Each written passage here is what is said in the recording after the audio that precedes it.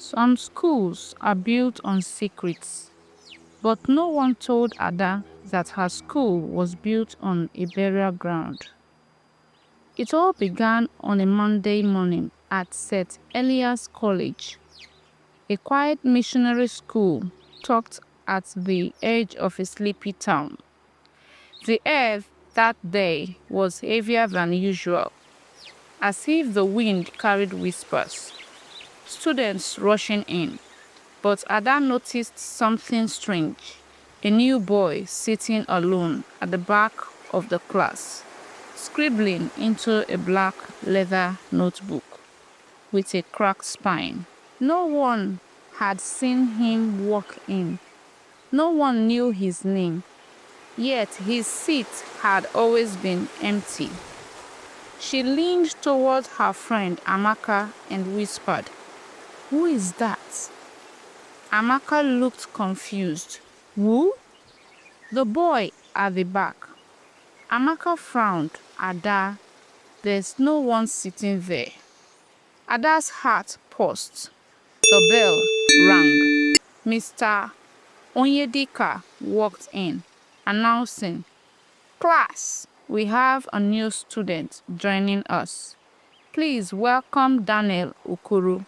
He gestured right to the empty seat.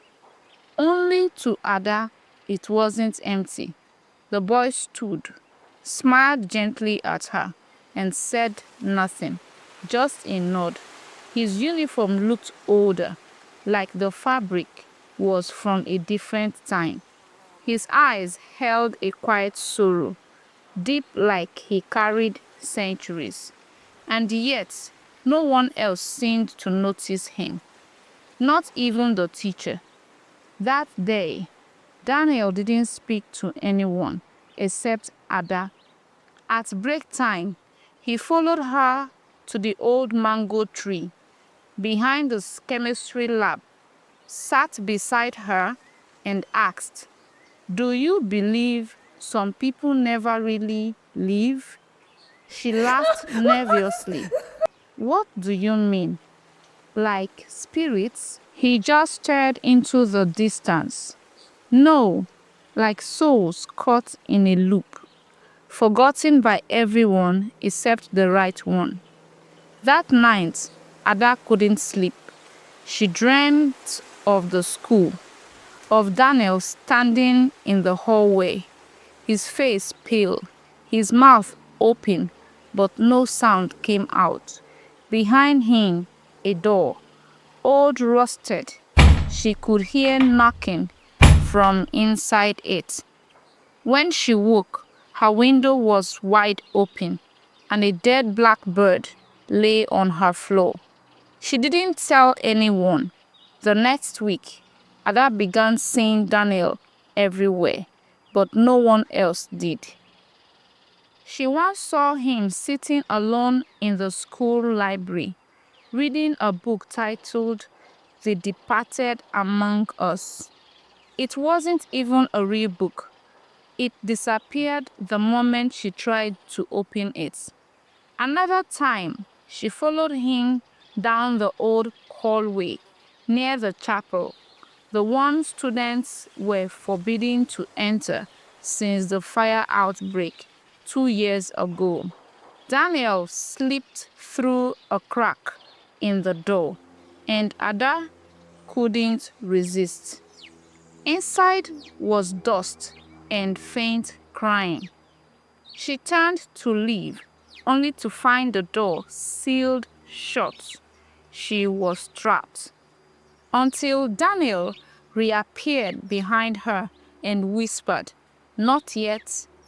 The strange things intensified. Every photo she took in school began to blur at the edges. Her classmates forgot conversations she had with Daniel. His name vanished from the class register. One day, Ada had enough. She demanded answers. "Who are you?" she asked him beneath the mango tree. He hesitated, then handed her a torn yellow school magazine.